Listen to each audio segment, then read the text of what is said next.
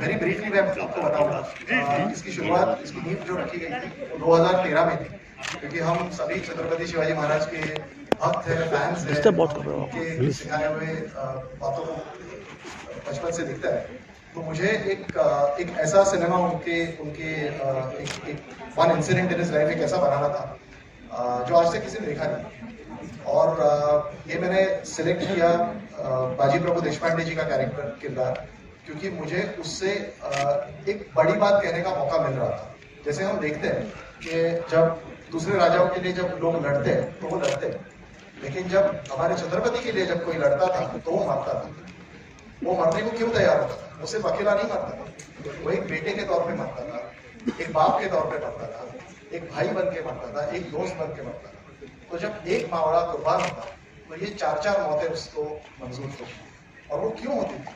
क्योंकि मेरे छत्रपति शिवाजी महाराज ने एक सपना दिखाया था जिसका नाम था स्वराज। और इसीलिए मुझे ऐसा लगा कि ये कहानी किसी ने बताई नहीं है। हम हमेशा उनके पराक्रम की बात करते हैं, लेकिन उनका जो ड्रीम था, उनका स्वराज्य का विश्लेषण क्या है, वो दिखाने का मौका मुझे इससे मिला। और बाजी प्रभु देशपांडे ये जो स्टोरी है, जैसे अभी आपने टीजर में देखा होगा कि पहले बाजी प्रभु देशपांडे को ये जो मावड़ में जो एक आंधी आ रही थी शिवाजी महाराज नाम की, उन्हें मंजूर नहीं थी।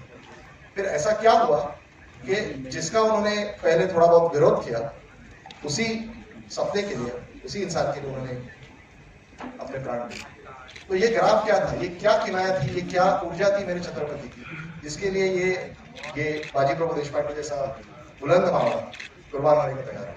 तो ये दिखाने का मौका मुझे इस स्टोरी से मिल रहा था। बिकॉज हमेशा मुझे लगता था कि यार लोग 100 लोग मर रहे हैं, 200 लोग मर रहे हैं, लेकिन अरे एक वो इंसान है, एक आदमी की जान है, उसकी फैमिली को पीछे छोड़ के जा रहा है।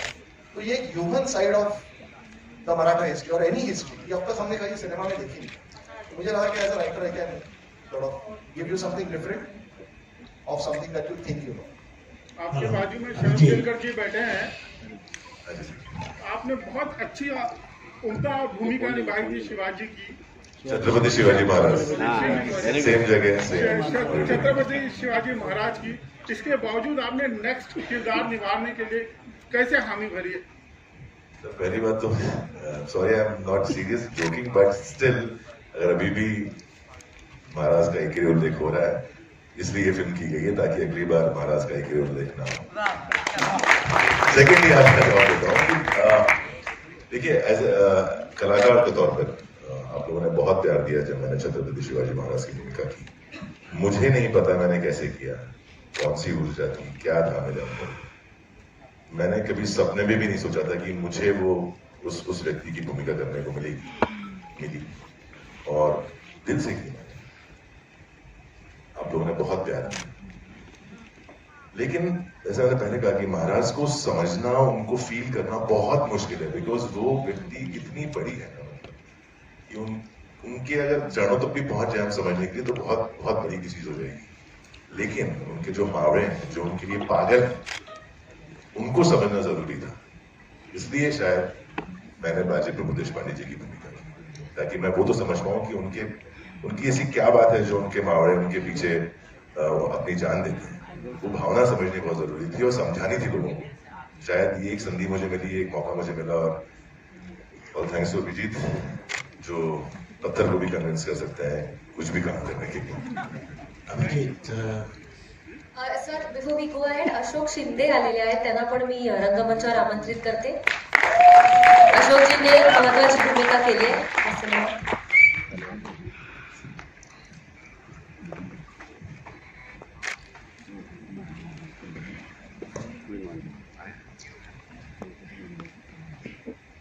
Abhijit, Siraj Syed, if the name rings a bell. ABCD. Yes, sir. आपके स्टूडेंट रहे हैं किसी जमाने में? Sir, you're not audible. आप जोर से बोलूंगा तो ऑडिबल हो जाएगा, ठीक है? From filmfestivals.com. आपसे सवाल ये है कि आप राइटर के तौर पर शुरू हुए थे अपने करियर में, आप स्क्रीन प्ले लिखने में बहुत ज़्यादा दिलचस्पी लेते थे और आपने उस पर बहुत अध्ययन भी किया। तो एक बायोपिक को जब आप स्क्रीन पर लाते हैं तो उसके स्क्रीन प्ले लिखने में कोई पर्टिकुलर चीज़ों का आपको खास ख्याल रखना पड़ता है, क्योंकि वो हिस्ट्री आपके सामने है और उसको कलात्मक तरीके से आपको पर्दे पर पेश भी करना है। तो वो आपका सफर हर हर महादेव में कैसा था, थोड़ा सा उसके बारे में। वेरी क्विकली बिकॉज थोड़ा टेक्निकल है, so I will keep it very brief. देखिए क्या होता है ना कि जब हम कोई स्क्रीन प्ले लिखने जाते हैं तो हमको कोई एक इंस्पिरेशन होती है, तो इसमें मेरे छत्रपति मेरी इंस्पिरेशन थे। और वही वजह से मैंने आपको बोला कि कैसे एक different side of my Chhatrapati, my history I wanted to show, इस तरह से शुरुआत हुई। लेकिन जब हम छत्रपति महाराज शिवाजी महाराज पे सिनेमा करते हैं तो वो सिर्फ एक सिनेमा नहीं होता, वो एक तपस्या होती है।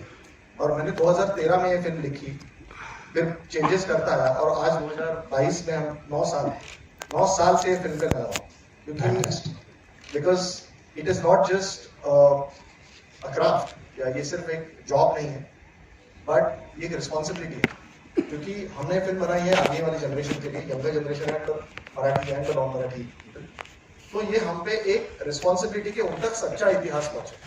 क्योंकि आज क्या है ना, आज अगर आप देखोगे सिनेमा देखोगे फिल्में, इतिहास का अपभ्रंश या इतिहास को ड्रामेटिकली ट्विस्ट करने वाले आपको बहुत मिलेंगे, क्योंकि उनको शायद, and I don't want to जज एनीवन, बिकॉज हर एक फिल्म मेकर को मुझे बहुत रिस्पेक्ट है, I am still one film director, तो I keep learning from it.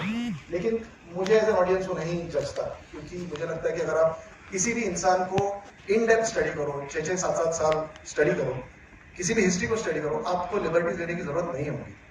हर इंसान में उतना ड्रामा है, उतना कॉन्फ्लिक्ट है, सिर्फ आपको जरूरी है इन्वेंट करने की जरूरत नहीं है, डिस्कवर करने की जरूरत है।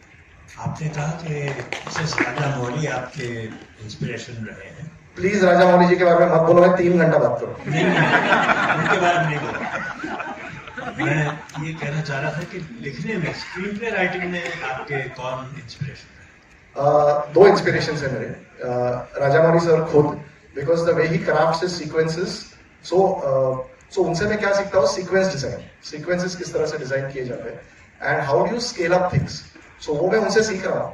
कभी कॉपी तो करूंगा नहीं, बट उनसे ही मैं सीख रहा हूँ, बिकॉज जब थोड़ा बहुत कभी लगने लगता है ना कि यार डायरेक्शन आ रही है, तो वो RRR देखता है, बाहुबली देखता है, दैट मैन इज मैड, that man is leaps ahead of us. तो अच्छा है, क्योंकि यंगर फिल्म मेकर्स को हमको उनसे ऊर्जा मिलती है, और जब भी थोड़ी बहुत चर्बी चढ़ने लगे ना हमको, या फिर गुरूर आने लगे ना कि यार साल तक वो आ रहा है कुछ, तो वो फिर वो देख लेते हैं और फिर लगता है कि नहीं, आपको और बहुत सी ये आगे जाना है। तो उनसे मैं सीक्वेंस डिजाइन सीखता हूँ। और प्रकाश कपाड़िया जी है, उनसे मैं स्क्रीन प्ले राइटिंग से काफी इंस्पिरेशन लेता हूँ। कटियार काजर पिछली स्क्रिप्ट उन्होंने लिखी थी, तानाजी दानसा मौर्य की स्क्रिप्ट में लिखी, Ramlila and so many great films. So I learn from them. Of course मेरे गुरु जो है, जिनसे मैंने स्क्रिप्ट राइटिंग सीखी, अंजुम राजागणी सर। जी बहुत शुक्रिया। नमस्कार, कल्पेश राजकुमार, महाराष्ट्र टाइम्स। अभिजित हाय कल्पेश। सर्वप्रथम सर्व टीमचं अभिनंदन आणि थँक्यू. की मराठी सिनेमा मल्टी लँग्वेज बहुभाषिक होतोय, पॅन इंडिया तो रिलीज होणार आहे. जसं अभिजित मगाशी तू उल्लेख केलास की टीजर जेव्हा रिलीज झाला तेव्हा तमिळ आणि तेलुगू भाषेतला ट्रेलर अधिक ट्रेंडिंग राहिला ट्विटरवर. या उपरोक्त मराठी प्रेक्षक कुठे कमी पडतोय का?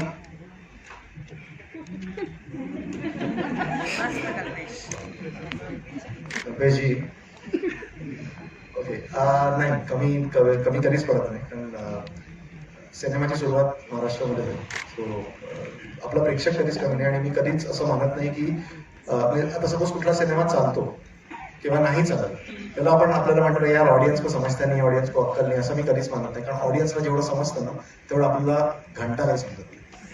जेव्हा तुम्ही याच सिनेमा हॉलमध्ये ना, याच सिनेमा हॉलमध्ये जेव्हा तुम्ही सगळे लाईट्स बंद करून जेव्हा सिनेमा बघता ना, तर तुमचा IQ असतो ना हा 40% वाढलेला असतो त्याच माणसाचा. सो ऑडियन्सला कधीच आपण डावरून चालायचं नाही. आणि आय एम हॅपी की तमिळ तेलुगूमध्ये जो रिस्पॉन्स मिळाला आहे तो महाराष्ट्रामध्ये पण आम्हाला चांगलाच रिस्पॉन्स मिळणार आहे. आणि बरं आहे की थोडासा लेट मिळतोय, कारण आम्ही अजून प्रयत्न करतोय सो दॅट अजून त्यांच्या कसोटीवर खरं उतरण्याचा. So I am waiting. Thank you so much. Hello सुबह सर प्रश्न तुम्हाला आहे. सर तुम्ही already best of the best biopics केलेलं आहे, ते खूप छानपैकी तुम्ही पार पाडलं आहे. आज तुम्हाला छत्रपती शिवाजी महाराजांचा जो रोल मिळाला, तुम्ही म्हणता आफ्टर 22 इयर्स तर तुम्हाला हा रोल मिळाला, त्याबद्दल तुम्ही जरा व्हॉट वॉज युअर फिलिंग, कसं वाटलं तुम्हाला हे रोल करताना? सगळ्यात पहिल्यांदा हा सिनेमा लोकांना आवडणार आहे याची मला खात्री आहे आणि त्याचं संपूर्ण श्रेय अभिजितचं आहे. तो ज्या पद्धतीने आपलाच इतिहास, आपण लहानपणी आजी आजोबांच्या गोष्टी ऐकत मोठे झालो सगळेच जण, त्यांना घरी असतील किंवा आई वडिलांकडनं गोष्टी ऐकल्या, आपल्याला गोष्टी ऐकायला खूप आवडतात. आपले कदाचित घरचे आपल्याला एकच गोष्ट रोज सांगत असतील, पण ते रोज सांगतात त्यात काहीतरी एक ऍड करतात गोष्ट आणि तीच आपल्याला पुन्हा सांगतात आणि आपल्याला पुन्हा ती गोष्ट ऐकायला आवडते. शिवछत्रपतींचा इतिहास आपल्यासाठी नवीन नाही. महाराष्ट्रात जन्मलेल्या वाढलेल्या प्रत्येक मुलाला शाळेतनं घरातनं ते एखादा सण जसा आपल्याकडे येतो ना, दिवाळी दसरा किंवा घरातली एखादी परंपरा आपल्याकडे जशी साजरी होते, तसं मला असं वाटतं शिवछत्रपती आपल्याकडे साजरे होतात. तो फक्त त्यांच्या शिवजयंतीला किंवा राज्याभिषेक दिनाला जयघोष करण्यामध्ये मर्यादित नाहीये, तर ते आपल्या प्रत्येकाच्या डीएनए मध्ये आहेत. त्यांना आपण बघू नाही शकत, त्यांना आपण काढू नाही शकत. मग ते आपल्या डीएनए मध्ये काय आहे याचं उत्तर जेव्हा एखादा माणूस, जसं आता अभिजितने स्क्रिप्ट वरती सांगितलं की त्याच गोष्टीकडे जेव्हा तो वेगळ्या पद्धतीने बघायला लागतो, तेव्हा मला असं वाटतं शिवछत्रपतींचं मोठेपण आपल्याला अजून जास्तीत जास्त जाणवायला लागतं. ही भूमिका करताना अर्थात अभिजितमुळे ही भूमिका मी केली, हा भाग जरी असला तरी काही काही भूमिका करताना त्या व्यक्तिरेखा इतक्या मोठ्या असतात. म्हणजे 1680 साली त्यांचं निधन झालं, त्याच्यानंतर इतकी वर्ष झाली, 400, 450, 450 वर्ष झाली. अजून इतिहासकार त्यांच्यातले वेगवेगळे इतिहासातले काही काही मुद्दे शोधतायत, अजून शिवछत्रपतींना शोधतायत. तर मी असं म्हणूच शकत नाही की ते मला सापडले. 450 वर्षात ते आपल्याला अजून पूर्णपणे कळले नाहीत, तर मला 5-6 महिन्यामध्ये ते काय कळणार. आणि अशा व्यक्तिरेखा जेव्हा तुम्हाला सापडत नाहीत, जेव्हा त्या शोधू शकत नाही तुम्ही, तेव्हा एकच गोष्ट करायची असते, त्यांना शरण जायचं असतं, समर्पण करायचं असतं आणि त्यांना सांगायचं असतं की माझी बुद्धीची कपॅसिटी नाहीये तुम्हाला समजून घेण्याची, तर आता तुम्ही माझ्याकडनं करून घ्या जे तुम्हाला योग्य वाटेल. आणि मग ते तुला बरोबर रस्ता दाखवतात, ते तुला दिशा दाखवतात आणि ते तुझ्याकडनं करून घेतात. त्यामुळे याच्यात मी काही केलं नाही. मला असं वाटतं अभिजितच्या माध्यमातून त्यांनीच आमच्याकडनं हे काम करून घेतलेलं आहे. नमस्कार, मी निलिमा कुलकर्णी.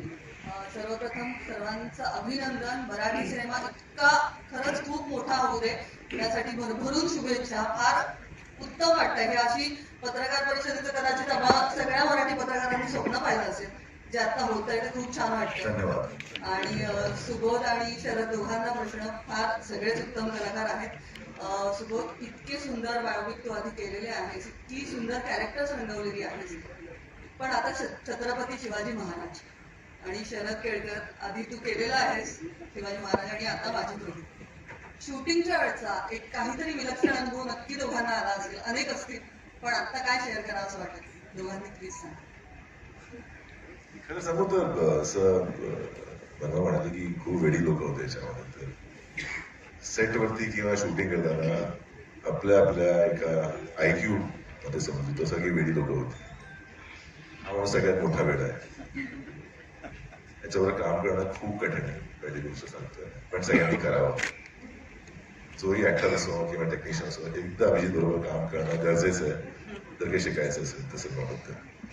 सुबोध त्याचं नॉलेज किंवा तर माझं होतं एक ऍक्शन मध्ये की कुठपर्यंत जायचंय, तर मी सगळी वेडी लोक होते की इमोशन मध्ये कुठे जायचंय, ऍक्शन मध्ये कुठे जायचंय, हा तर कुठेच गेलेला होता माहिती नाही.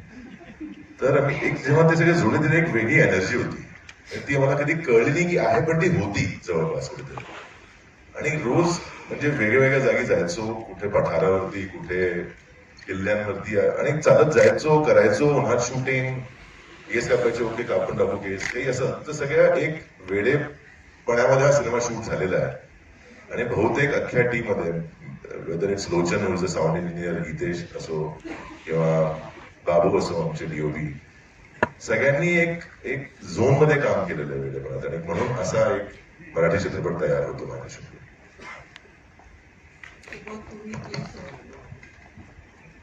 माझ्या पहिल्या दिवसाचा अनुभव मी सांगेन, आणि मला असं वाटतं त्याच्यातनं कळेल की मला काय सांगायचं. माझा पहिला दिवस होता शूटिंगचा आणि त्याच्यात आता तुम्ही ट्रेलरमध्ये शॉट पाहिला असेल की ते घोड्यावरनं हातात तलवार घेऊन त्या पाण्यातनं दौडत चालले. हा पहिला शॉट झाला होता. तर म्हणजे जखमी झाला तर पटकन रिप्लेसमेंट करता येईल. तर आम्ही घोडा, मी आणि शरद आम्ही दोघेही घोडा या भूमिकेसाठी, त्यांनी त्याच्या मी माझ्या भूमिकेसाठी आम्ही दोघं शिकलो. गाठी पण आम्ही दोघं शिकलो, तलवारबाजी शिकलो, धाकपट्टा शिकलो. पण घोडा शिकणं वेगळं असतं आणि प्रत्यक्ष अशा प्रकारचं एखादा शॉट देणं खूप वेगळं असतं. तर आम्ही जिथे साताऱ्यामध्ये शूट करत होतो, तर ज्या नदी पात्रात आम्ही शूट करत होतो त्या नदी पात्रात तो घोडा अतिशय चांगला होता, अतिशय प्रेमळ. त्याचं नाव प्रिन्स, त्या घोड्याचं नावच प्रिन्स आहे. अतिशय प्रेमळ होता आणि शूटिंगचं असल्यामुळे त्याला ऍक्शन कट सगळं आपल्यापेक्षा जास्त कळायचं. तर त्या पाण्यातनं जायच्या आधी मला अभिजितने सांगितलं की इकडून तुला घोड्यावरनं तिकडे जायचं. तोपर्यंत मी तयार होऊन मी घोड्यावर बसून राहिलो होतो की एक पुन्हा एकदा त्याच्याशी आपण त्याच्या बरोबर असावं आपण म्हणून. पण जेव्हा त्याने मला सांगितलं त्याच्या जस्ट आधी त्या घोड्याला पायामध्ये जखम झाली आणि त्याला, तर अभिजितने एकदा ठरवलं की त्याला जखम वगैरे असं काही, त्याच्या डोक्यात असं काही नसतं की अशी जखम वगैरे असते. त्यामुळे एकदा ठरलं की ठरलं. तर तो घोडा पळताना पाण्याची पातळी जरी कमी झाली असली तरी ते पाणी जे होतं ते फक्त चिखल किंवा असं गाळ असलेलं नव्हतं, तर त्याच्यात छोटे छोटे गोटे होते आणि त्या पूर्ण पाण्यातनं मला ते पात्र क्रॉस करून समोर जायचं होतं आणि एवढा शॉट होता आणि मला भयंकर भीती वाटत होती. मी अस्वस्थ झालो होतो की समजा त्याचा बॅलन्स गेला आणि मी पडलो तर काय होईल. म्हणजे हा चित्रपट तर काही कारणाने लांबेलच, कारण मला काहीतरी लागेल वगैरे वगैरे वगैरे. पण आपण ऍक्टर होत ना, आपलं शरीर हेच आपलं शस्त्र आहे आणि त्याच्यावरती आपल्याला कुठे डोळ्याला लागलं, कुठे काय झालं, तर असा एक अत्यंत भीतीपूर्ण एक विचार मनात चालू होता. आणि हे चालू असताना सायमल्टेनियसली माझ्या डोक्यात हेही चालू होतं, जे माझ्या डोक्यात कायम चालू असतं की आपल्याकडे आत्ताच्या काळामध्ये मनाचे आजार खूप वाढले. लोकांना डिप्रेशन येतं, करोनाच्या काळामध्ये तर ते अजून वाढले. लोकांना डिप्रेशन येतं, कधी कधी अँझायटी वाढते, कधी कधी भीती वाटते, एक अनामिक अशी भीती वाटते, काहीतरी आपल्या आजूबाजूला घडणारी अशी भीती वाटते. आणि असं जेव्हा जेव्हा होतं ना, आजूबाजूला कोणीतरी मला सांगतं, तेव्हा तेव्हा मी कायम त्यांना सांगतो की तुम्ही शिवछत्रपतींचं चरित्र वाचा.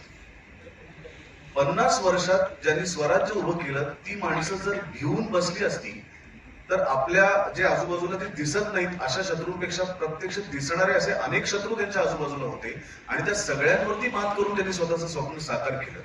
तर इतकं मोठं चरित्र जर आपल्या आजूबाजूला आहे तर आपण भीतो का. आणि ही गोष्ट माझ्या मनात आली आणि मी जे मगाशी तुम्हाला उत्तर दिलं की आपण त्यांना शरण जायचं असतं, तसं पहिला शॉट होता. मी आभाळाकडे बघितलं, मी डोळे बंद केले, त्यांचा चेहरा मी डोळ्यासमोर आणला आणि जोर जोरात मी हर हर महादेव, जय भवानी, जय शिवाजी असं ओरडलो आणि घोड्याला लगाम दिली आणि तो पहिला शॉट ओके झाला. नमस्कार, मी मंदार जोशी, तारांगण. मंगेशजींसाठी माझा हा प्रश्न आहे. मला कल्पना आहे की मराठीत हा खूपच भव्य दिव्य पद्धतीने रिलीज होईल मोठ्या संख्येने, पण मला उत्सुकता आहे की तेलुगू, तमिळमध्ये तुम्ही काय स्ट्रॅटेजी आहे आणि विशेषतः फॉरेनमध्ये ह्या ज्या साऊथ इंडियन लँग्वेजेस आहे तिथं खूप मोठ्या प्रमाणात सिनेमे रिलीज केले जातात आणि त्याला रिस्पॉन्सही मिळतो. तर त्याचं जर तुम्ही काही माहिती दिली तर बरं होईल. चांगला प्रश्न आहे पहिला तर, कारण जवळजवळ सगळेजण गृहीतच धरतात की झीचा सिनेमा आहे तर महाराष्ट्रात तर तो होणारच. पण आता ही गृहीतकं बदलण्याचीच खरं वेळ होती आणि त्याकरताच महाराष्ट्राबाहेर पाऊल टाकतोय. प्रामुख्यानं तसं पाहिलं तर आपला सिनेमा कुठे कुठे चाललाय तर छत्रपतींनी सुरू केलेलं मराठा साम्राज्य जिथे जिथे गेलं तिथे प्रत्येक ठिकाणी आपला सिनेमा जातो. मग ते उत्तर असेल, दक्षिणेचं एक टोक असेल म्हणजे तंजावर पर्यंत होतं, जिंजी आपली प्रत्यक्ष दुसरी राजधानी मानली जायची, आणि अटकेपार पण गेलो होतो. हा सिनेमा पण सगळीकडेच जाणार आहे, सगळीकडे प्रदर्शित होणार आहे. आव्हान म्हणाल तर आव्हान आता असतातच, कारण प्रत्यक्ष स्वराज्य उभं राहण्यापूर्वी मुघल होते, आदिलशाही होती, निजामशाही होती. या तिघांना, या तिन्ही सुलतानी राजवटींना संपत स्वराज्य सुरू झालं होतं. त्यामुळे प्रेरणा तीच आहे. त्यामुळे सुरुवात कुठून होते हे खरं तर मॅटर करणार नाहीये, कारण तारीख 25 आहे, इतर सिनेमे पण रिलीज होणार आहेत. त्यामुळे पहिलं काम झीने केलेलं आहे तो रिलीज करण्याचा. एक नंबर ऑफ स्क्रीन काउंट तर येतीलच. ते आता आपण सिनेमा रिलीजच्या 15 दिवस आधी बोलतोय, ह्या गोष्टी हळूहळू ठरत जातील. पण एक गोष्ट आहे की जो काही स्क्रीन काउंट ठरेल तो सर्व मराठी जनांना अभिमानकारक तर नक्कीच असेल. आणि तिथून पुढचं काम खरं तर सिनेमा प्रदर्शित करणाऱ्यांचं नसतं, ते जनतेचं असतं. आणि त्यामुळे आशा आहे की तिथून पुढचं काम सगळी भारतभरातली जनता नक्कीच चांगल्या प्रकारे करेल, साथ देईल आणि आशीर्वाद देईल. हॅलो. सो अमृता आणि सायलीसाठी माझा प्रश्न आहे. फर्स्ट हिस्टॉरिकल लुक तर खूप छान आहे, तुमच्या दोघींचे पोस्टर सुद्धा प्रेक्षकांना आवडत आहेत. आता सगळेच जण अभिजित सरांबद्दल भरभरून बोलतायत आणि वेडी माणसं एकत्र आली हे सगळं ऐकतोय. पण असं सगळं असताना अमृता आणि सायली तुमच्या दोघींसाठी हर हर महादेव करताना सगळ्यात मोठा टास्क कोणता ठरलाय?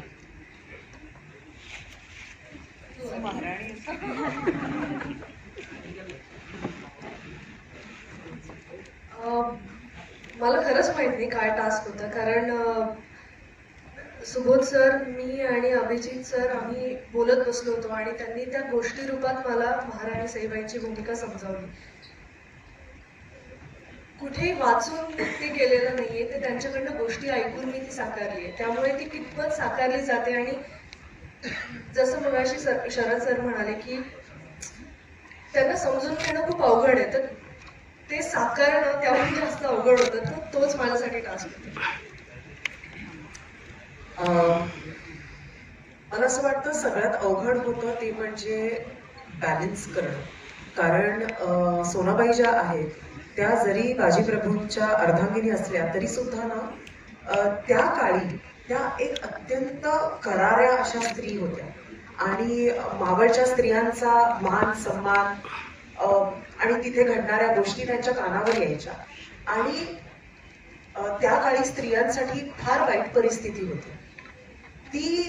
ती समजून घेणं आणि त्या काळी आपल्या नवऱ्याचे व्यवस्थितपणे कान टोचणं हे कसं सोनाबाईंना आय थिंक जमलं हे अभिजितने फार उत्कृष्ट पद्धतीने ती जी थिन लाईन असते ना ती मेंटेन केली. की कुठेही ती कसं म्हणजे कसं सांगू ना ती 2 मिनिटं दे मला. हो मलाही तेच झालंय की मला असं झालं की ऐकला तो जो सीन आहे ना असं झालंय, पण मी नाही सांगू शकत. पण अगदी थोडक्यात सांगते की खूप अवघड असतं जेव्हा तुम्ही एक ऐतिहासिक पात्र करत असता तेव्हा त्याचा भार इतका असतो, त्याचं वजन इतकं असतं आणि मग त्याच्यामध्ये एक ह्युमन एलिमेंट ऍड करणं. कितीही बाजीप्रभू देशपांडे असले तरी ते सोनाबाईंचे ते नवरा होता तो. आणि तरी सुद्धा पावला पावलाला त्यांना प्रत्येक गोष्ट सांगणं आणि ती त्यांच्या करून घेणं विथ रिस्पेक्ट. आय थिंक ती जी एक सुंदर तार होती ना ती मला अभिजितने फार मस्त दिली होती. सो ते आणि तेही शरद करून घेणं. सो आय थिंक ते फार मस्त होतं आणि काही आमच्या सीन्स मध्ये ते खूप उत्कृष्टपणे आलं सुद्धा आहे.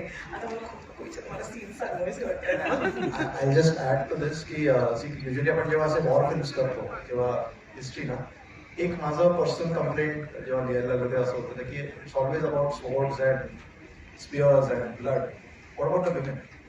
त्यांच्याबद्दल आपण कधीच काही बोलत नाही. सो आपली हा जो सिनेमा आहे याच्यात प्रामुख्याने 4 स्त्रियांबद्दल आपण बोललेलो आहोत. ऑफकोर्स सोनाबाई देशपांडे, राणीसाहेब सईबाई भोसले, आऊसाहेब जिजाऊ आणि चौथ्या बडी साहेबा जास्त. सो ज्या बिजापूरला आहेत. प्रत्येकाचे आपले पॉईंट ऑफ व्ह्यूज आहेत आणि प्रत्येकाच्या आपल्या फिलॉसॉफीज आहेत आणि त्याचा परिणाम या इतिहासावर काय होतो आणि किती होतो ते तुम्हाला सिनेमामध्ये प्रामुख्याने बघायला मिळेल. आणि वाय अमृता बिकॉज एक असा सीन आहे ज्याच्यात जसं ती बोलली की बाजीप्रभू देशपांडेंकडनं काहीतरी चुकत असतं आणि तिकडे घर बाहेर असतील बाजीप्रभू देशपांडे, इथे घरी आल्यावर त्यांना. So I wanted an actress जी आता शरदचा आवाज वगैरे तुम्हाला You just wanted to match the voice.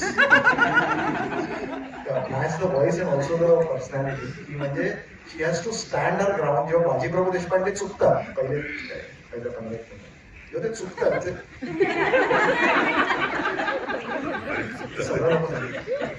So जेव्हा त्यांचं चुकत असतं सो त्यांना आरसा दाखवणं कोण असतं तर त्या Sonabai Deshpande. So she has to give it back.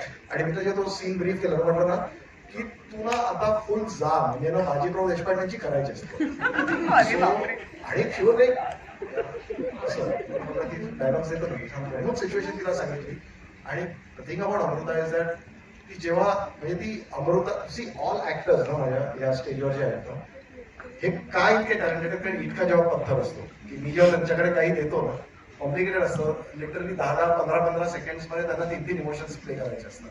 पण हे लोक जे देतात ना मला मग त्याच्यावर मला वाटतं की मी 4 पण करू शकतो. आणि अमृताने तो सीन जो परफॉर्म केलाय ना आणि इट्स समथिंग जो जे तुम्ही सिनेमा बघाल 25 तारखेला तुम्ही नक्की ह्या सीन बद्दल प्रामुख्याने घ्या. थँक्यू अमृता. थँक्यू. नमस्कार, चित्रालीचं मत. माझा प्रश्न हार्दिक आहे. हार्दिक, जसं तू म्हणालास की 5 वर्ष तू एक भूमिका केली, त्याचं एक वेगळं फॅन फॉलोइंग आहे आणि असं नाहीये की हा पहिलाच सिनेमा असेल जो तुला ऑफर झालाय. तुझ्या भूमिकेची लांबी किती आहे माहिती नाही, पण महत्वाचा नक्कीच तुझा रोल असणार आहे. सो काय असं होतं की हा सिनेमा निवडलास, म्हणजे ती भूमिका काय ते तू सांगितलीस, पण तिची लांबी मोठी नसली तरी असं काय होतं की बाकी सगळे सिनेमांपैकी हा निवडलास? जसं मी मगाशी सांगितलं की 5 वर्ष एक भूमिका मी करत होतो. लोकांच्या डोक्यात एक नाव होतं आणि मुळात एक आगळं वेगळं मला पात्र करायचं होतं.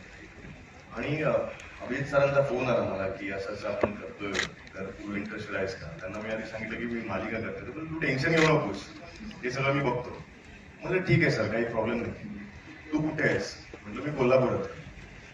तर मला असं वाटतंय की काही विचार करण्याआधीच माझ्याकडनं होकार निघून गेला. कारण की जेव्हा त्यांनी मला फक्त एक ऑनलाईन सांगितली की असं असं आपण करतोय, ती जागा मी सांगितल्यानंतर माझ्या जागी दुसरी कोणी व्यक्ती असेल ना तरी त्यांनी होच सांगितलं असतं. कारण ती जागा होती पन्हाळागड आणि ही स्टोरीज तिकडची आहे, ही कथा तिकडची आहे. त्यामुळे मला असं वाटलं की माझ्याकडनं नाही हे गेलंच नाही त्यांच्याकडे. सर मी करतो, तुम्हाला काय पाहिजे सांगा, मी तयार आहे. मग त्यांना माहिती होतं की मी काय करेन. त्याच्यानंतर मी जरा गुगल वगैरे जरा सर्फिंग करायला लागलो. त्यांना वाटलं बरोबर, त्यांनी मला फोन केला तू हे सगळं काही करू नकोस. त्यामुळे खूप एक चॅलेंजिंग कॅरेक्टर होतं माझ्यासाठी. कारण की आपण सातत्याने एक कॅरेक्टर करत असतो आणि अचानक आपण आता मोठ्या पडद्यावर येणार, एक दडपण सुद्धा असतं. पण खूप छान पद्धतीने सरांनी मला सांभाळून घेतलं आणि सरांनीच नाही तर सगळ्या सहकलाकारांनी सांभाळून घेतलं. त्यामुळे खूप सोपं नाही म्हणणार मी, खूप मजा आली आणि खूप शिकायला मिळालं. हॅलो, अशोक चिंतेचा मला प्रश्न आहे सर. तर तुम्ही तुमच्या रोलबद्दल जरा काय बोलाल का? कारण सगळेच बोलून गेले, तुम्ही शांत बसलात. नमस्कार. आधी मी माफी मागतो कारण मला जरा वेळ झाला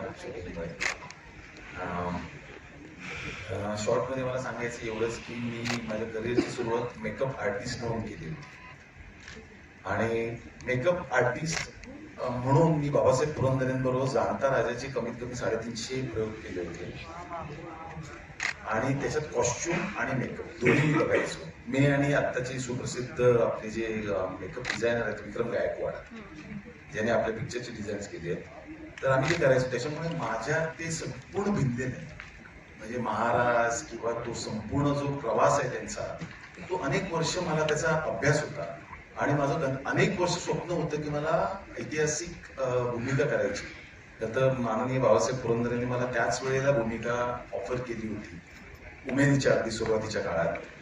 पण ते सगळं क्वाड्राफोनिक वगैरे होतं, म्हणजे नट बोलत नाही, सगळं मागून होणार, फक्त ऍक्शनवाले होणार. मग मी म्हटलं मग माझा काय उपयोग, मी नुसतेच कोणीतरी बोललेल्यावरती हातवारे करायचे, तर मला तो रोल करायचा, पण तो काय मला मिळत नव्हता.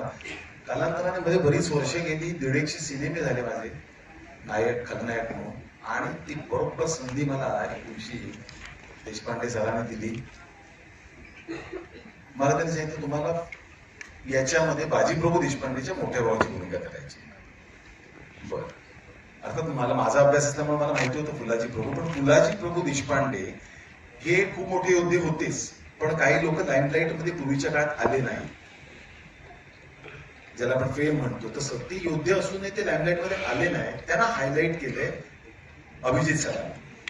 आणि मला त्यांनी जेव्हा नॅरेट केलं तेव्हा मला पहिला प्रश्न जेव्हा कॉल आला तेव्हा असं झाला की नक्की मला बोलवलंय का या रोलसाठी, कारण मी वेगवेगळ्या रोल्स मध्ये कामं केली पण ऐतिहासिक कधी केलेलं नाही. तर माझी मीटिंग झाली, भेट झाल्यानंतर त्याने मला सांगितलं की फुलाजी भाऊ देशपांडे योद्धे होते. मी ठरवलं होतं की काही एक शब्द बोलायचा ना, जोपर्यंत मला काही खटकत नाही तोपर्यंत, कारण मी त्यांचा डायट फॅन होतो, कारण मला घाणेकर खूप प्रचंड आवडलं होतं, काश्मीर घाणेकर. तर त्यांनी सुरुवात केली नॅरेट करायला आणि त्यांनी सांगितलं की ते थोडेसे तामसी, क्षिप्त, थोडेसे मुडी असे वेगळे शेड्स त्या कॅरेक्टरला आहेत, ज्याच्यात मी कुठेच बसत नव्हतो बेसिकली माझ्या स्वभावाप्रमाणे. पण त्यांनी इंट्रोडक्शनचा सीन घेतलाय, तिथंच सिनेमात कळतोय की हा माणूस काय आहे. मला त्याने उलट लटकवलंय, त्याने मला रक्तात झोपवलंय, त्याने मला रक्तांमध्ये माखवलंय, त्याच्यानंतर परत आंघोळ करून झाल्यानंतर सांगितलं परत आपल्याला शॉट घ्यावा लागेल, मग परत रक्तात बसवलंय. असं मी सगळं केलंय. आणि फुलाजी प्रभू देशपांडे मी बाकी काही सांगत नाही की त्याचा प्रवास कसा आहे तो, पण योद्धा होता, बाजीवर प्रेम पण होतं, पण प्रासंगिक काही असे काही प्रसंग घडले आयुष्यामध्ये की जेणेकरून तो थोडासा कधी कधी साईड ट्रॅक व्हायचा, पुन्हा लाईफमध्ये यायचा. मग तो पॉझिटिव्ह आहे निगेटिव्ह आहे का, पण ते कॅरेक्टर अभिजित सरांनी इतकं सुंदर फुलवलंय. माझ्या माहितीप्रमाणे पिक्चरमध्ये खूप कमी बोललं असेल फुलाजी प्रभू देशपांडे. जेव्हा बोलतो तेव्हा ते आता तुम्ही आणि सरांनी ठरवलंय. पण मला खूप आनंद झाला, कारण मला माझी ऐतिहासिक भूमिका करायला मिळाली. मी मंगेशजींचा आणि अभिजित सरांचा झी टॉकीजचं खरंच शतशः ऋणी आहे, कारण जे एक स्वप्न असतं नटाचं ऍक्टरचं ते पूर्ण झालं. आणि ही गँग तर बसली, ही तर म्हणजे आदर्शच आहे त्याचे सगळे. सुबोधचा प्रवास मी पाहिला आहे, डायट फॅन ऑफ शरद गेळकर हे जास्ती मला अमृतामुळे आम्ही आता चंद्रमुखी केला, नंतर सायली म्हणा किंवा हार्दिक म्हणा, सगळ्यांना कामं करतानाच एक एक्सपिरियन्स वेगळा होता. पहिल्यांदा म्हणजे पहिली 5 मिनिटं 10 मिनिटं तुमची जातील की ही व्यक्ती कोण आहे, इतका गेटअप चेंज केला. मग ज्या वेळेला मेकअपचा प्रश्न आला त्यावेळेला सगळ्यांचे गेटअप झाले होते, पण फुलाजी प्रभू देशपांडेचे गेटअप राहिला होता. आणि त्याच वेळेला आमचे मित्र विक्रम गायकवाड, कोविडच्या त्या काळानंतर त्यांना थोडासा त्रास झाला आणि खूप जास्ती त्रास झाला आणि ही वॉज हॉस्पिटलाइज, आणि काय करावं कळत नव्हतं. त्याच्यामुळे आता करायचं काय, तर अभिजित सरांनी विचारलं तुम्हाला काय वाटतं, तर त्यांना माहिती होतं की मी थोडंसं याच्यातलं सगळं. तुम्ही म्हटलं मी करून दाखवतो तुम्हाला, तुम्हाला जसं पटेल तसं तुम्ही हो म्हणा, नाहीतर मग तुम्ही मला सांगा काय हवं ते.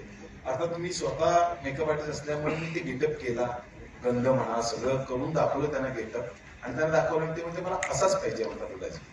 अर्थात ते me that credit goes to विक्रम गायकवाड, कारण त्याच्याबरोबर राहून त्याच्याबरोबर काम करून आमचे जे एकत्र बॉन्डिंग होतं ते आज कामी आलं. आणि तो बरा झाल्यानंतर तो हॉस्पिटलाइज होता त्यावेळेला मी त्याला फोन करून सांगितलं की असं असं कॅरेक्टर मी फुलाजी प्रभू करतोय आणि तू जसा गेटअप करू शकला असतास तसाच गेटअप तुम्ही केला, म्हणून मी त्याला फोटो पाठवला. आणि मला खरंच खूप बरं वाटलं की या संपूर्ण प्रवासामध्ये ही सगळी दिग्गज मंडळी भेटली. आणि माझ्या एका एवढ्या मोठ्या वर्षांच्या कारकिर्दीनंतर म्हणजे सिनेमा टीव्ही त्यातली काही मंडळी ते नवीन आहेत ज्यांना कदाचित कल्पना नसेल मी कधी सुरुवात केली, पण काही आमचे जुने मित्र आहेत. ही संधी मला खरंच मिळाली त्याबद्दल मी आभारी आहे. संपूर्ण टीमचा सगळ्यांनी कोऑपरेट करून घेतलं, सगळ्यांनी मॅनेज करून घेतलं. याला प्रचंड यश मिळू दे अशी मी अपेक्षा करतो. पुन्हा एकदा धन्यवाद सगळ्यांचीच टीमची.